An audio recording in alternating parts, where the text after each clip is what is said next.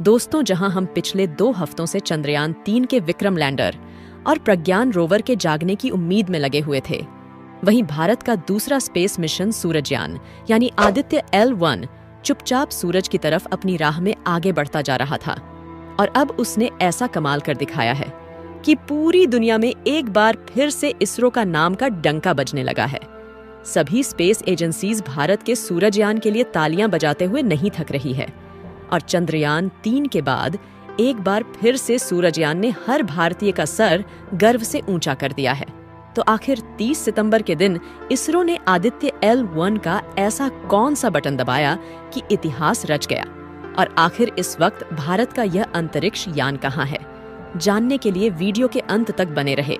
दोस्तों, 2 सितंबर के दिन जहां एक और चंद्रयान 3 का लैंडर और रोवर चंद्रमा पर अपने रिसर्च मिशन में झंडे गाड़ रहे थे, वहीं दूसरी ओर इसरो के वैज्ञानिक अपने सूर्ययान को लॉन्च करने की तैयारी में लगे हुए थे। और देखते ही देखते इसरो के बाहुबली रॉकेट PSLV ने हमारे सूरजयान को लॉन्च करते हुए धरती की निचली कक्षा में ले जाकर स्थापित कर दिया। अब यहाँ से अपने मंजिल तक पहुँचने के लिए आदित्य L1 को बिना रुके थकाने वाले लंबे सफर को तय करना था, जिसमें सिर्फ पहले तो पृथ्वी के चक्कर लगाते हुए अपनी ऑर्बिट को समय समय पर बड़ेढ़ा करना था और आखिर में अर्थ के स्फीयर ऑफ इन्फ्लुएंस को छोड़ दबाकर पृथ्वी से 15 लाख किलोमीटर दूर लैंग्वेज पॉइंट 1 की तरफ जाने वाला गैलेक्टिक हाईवे पकड़ना था। अब आदित्य L1 के लॉन्च के करीब 1 महीने बाद इसरो की तरफ से ऐसी खबर आ रही है जो सुनकर आपका सीना गर्व से चौड़ा हो जाएगा। दरअसल 2 सितंबर को लॉन्च होने के बाद 3 सितंबर के दिन इसरो के वैज्ञानिकों ने पहली बार बटन दबाकर आदित्य L1 का पावरफुल इंजन ऑन किया था और पहला मैनुअल पूरा करके इसे धरती की पहली ऑर्बिट में धकेल दिया गया था, जिसके बाद 5 सितंबर के दिन दूसरा मैनुअल हुआ। 10 सितंबर के दिन तीसरा मैनुअल परफॉर्म किया गया। 15 सितंबर के दिन चौथा मैनूवर हुआ। इस दौरान आदित्य L1 पृथ्वी से न्यूनतम 256 और अधिकतम 1,12,973 किलोमीटर की दूरी वाली ऑर्बिट में चक्कर लगा रहा था और फिर 15 दिन तक शांति से चक्कर काटने के बाद 30 सितंबर के दिन तो भारत के इस अंतरिक्ष यान ने कमाल ही कर दिया। दरअसल उस शाम जैसे ही आदित्य L1 अपनी कक्षा की पनर्जी पॉइंट यानी न्यूनतम 256 किलोमीटर की दूरी पर पहुंचा, तभी इसरो के वैज्ञानिकों ने बटन दबाया और करीब आधे घंटे तक इस शक्तिमान स्पेसक्राफ्ट के इंजन को फायर किया, जिससे इसने अर्थ के आईफेयर ऑफ इन्फ्लुएंस को छोड़ देशकर अपने मंजिल यानी लैग्रेज पॉइंट 1 की तरफ जाने वाला लंबा गैलेक्टिक हाईवे पकड़े DDH लिया। आपको बता दें कि धरती के गुरुत्वाकर्षण सीमा छोड़ना काफी मुश्किल काम होता है, क्योंकि इस दौरान अगर कुछ सेकंड पहले या कुछ सेकंड लेट भी इंजन फायर किया गया तो 40,000 किलोमीटर प्रति घंटे की रफ्तार से चल रहे स्पेसक्राफ्ट को पृथ्वी का गुरुत्वाकर्षण या तो सतह की तरफ धकेल कर वातावरण में ही जला देगा या फिर कहीं दूर डीप स्पेस में फेंक देगा। इस दौरान इन स्पेसक्राफ्ट के पास इतना फ्यूल भी नहीं होता कि वह खुद को संभालते हुए फिर से अपनी ऑर्बिट पकड़े। इसी वजह से आउट ऑफ कंट्रोल होकर कहीं खो जाते हैं और पूरा मिशन धरा का धरा रह जाता है। आपको यह जानकर हैरानी होगी कि इस तरह से रोटेशन करते हुए पृथ्वी की सीमा को छोड़ डालने में पूरी दुनिया में इसरो ही सबसे ज्यादा माहिर स्पेस एजेंसी है, क्योंकि पहले तो इसने अपने मार्स ऑर्बिटर मिशन यानी मंगलयान में इस तरकीब में सफलता हासिल की थी और दूसरी बार अब सूरजयान को भी धरती से दूर भेजने में सफलता मिल चुकी है। हालांकि चंद्रयान 2 और चंद्रयान 3 ने भी ऑर्बिट छोड़कर गैलेक्टिक हाईवे के सफर को किया था, लेकिन वह पृथ्वी के इस स्फीयर ऑफ इन्फ्लुएंस में ही चलते हुए चांद पर गए थे। ऐसे में इस बर्ड ही सफलता के मिलने के बाद इसरो ने ट्वीट करके बताया कि लॉन्च होने के बाद अब तक आदित्य L1 9.2 लाख किलोमीटर की दूरी तय कर चुका है और अब उसने सूरज की तरफ मौजूद लैग्रेज पॉइंट 1 की तरफ जाने का रास्ता पक्का DDH लिया है। क्या अब आपके दिमाग में यह सवाल आ रहा है कि सूरजयान आखिर सूरज के कितने करीब जाने वाला है और क्या सूरजयान को सूरज जलाकर राख कर सकता है? तो आपको बता दें कि पृथ्वी से करीब 150 मिलियन किलोमीटर की दूरी पर है सूरज और इतना बड़ेढ़ा लंबा सफर तय करना आसान नहीं है। हालांकि अमेरिकी स्पेस एजेंसी नासा का पार्कर सोलर प्रोब सूर्य से 7 मिलियन किलोमीटर की दूरी तक पहुंच पाया है और उसने सूर्य की 6 खौफनाक आवाजें भी रिकॉर्ड की है, जिसे आप डिस्क्रिप्शन में दी गई लिंक से सुन सकते हैं।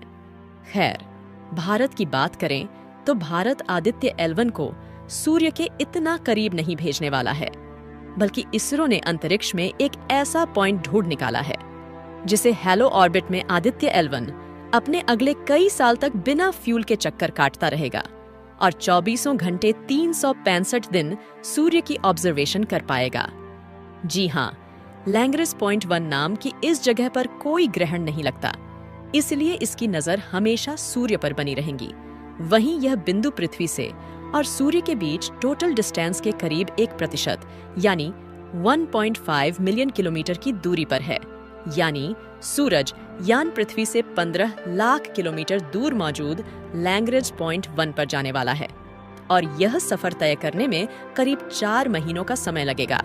यानी कि 2 सितंबर को रिलीज हुआ, ये 2 नवंबर से लेकर 5 दिसंबर के बीच में अपनी तय मंजिल पर पहुंच जाएगा, जहां से ये अपनी अगले 5 साल के रिसर्च मिशन को शुरू करेगा। अब आप कहेंगे कि ये वहां पहुंचेगा कैसे? तो आपको बता दें कि पहले तो उसने पृथ्वी के चक्कर लगाकर स्पीयर ऑफ इन्फ्लुएंस को एग्जिट किया और लंबा गैल्टिक हाईवे पक DTH लिया। अब इस हाईवे पर आदित्य करीब 2 महीने तक लगातार सफर करेगा और फिर L1 पॉइंट के पास पहुंचकर एक आखिरी राउंड लगाते हुए सीधा L1 पॉइंट के हैलो नॉर्बिट में प्रवेश कर लेगा, जहां ये अपना सोलर पैनल और एंटीना खोलकर अपने काम में लग जाएगा।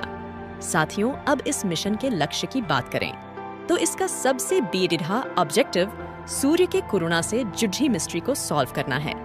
जैसा कि आप जानते हैं कि सूर्य के केंद्र का तापमान 15 मिलियन डिग्री सेल्सियस होता है, जो सतह तक आते आते कम होते हुए 6000 डिग्री तक पहुंच जाता है। लेकिन आप ये जानकर अचंभा खाएंगे कि यही टेम्परेचर सूर्य के वातावरण के आखिरी हिस्से यानी कोरोना तक पहुंचते पहुंचते 2 से 3 मिलियन डिग्री सेल्सियस तक बार आ जाता है, जिसे कोरोनल हिंटक प्रॉब्लम कहते हैं। लेकिन आज तक कोई भी स्पेस एजेंसी इस बात का पता नहीं लगा पाई कि आखिर सूर्य का वातावरण इसकी सतह से ज्यादा गर्म क्यों हो रहा है, और इसरो का आदित्य L1 इसी रहस्य से पर्दा उठाने की कोशिश करेगा। इसके अलावा सूर्य से निकलने वाले सोलर स्टॉर्म यानी कि सौर तूफानों की स्टडी करेगा, जिनमें सूर्य अपने आप में से काफी भारी मात्रा में गर्म मटर को रिलीज करता है और यह तूफान अंतरिक्ष में काफी तबाही मचाते हैं। हालांकि पृथ्वी की मैग्नेटिक फील्ड हमें इसे बचा लेती है, लेकिन अगर हमें अंतरिक्ष में जाना है तो इन सौर तूफानों के आने का समय और तीव्रता के बारे में जानकारी होना बेहद जरूरी है। वही एक तारे के रूप में सूर्य की स्टडी करेगा और अपनी ऑर्बिट में रहकर पृथ्वी पर भी नजर बनाए रखेगा। इन सभी कामों के लिए इसमें 7 पेलोड इक्विपमेंट लगे हैं, जो इस पर लगे सोलर पैनल से ऊर्जा लेकर लगातार काम करते रहेंगे और बड़ी एंटीना की मदद से डाटा को डायरेक्ट इसरो के कमांड सेंटर फॉरवर्ड करेंगे।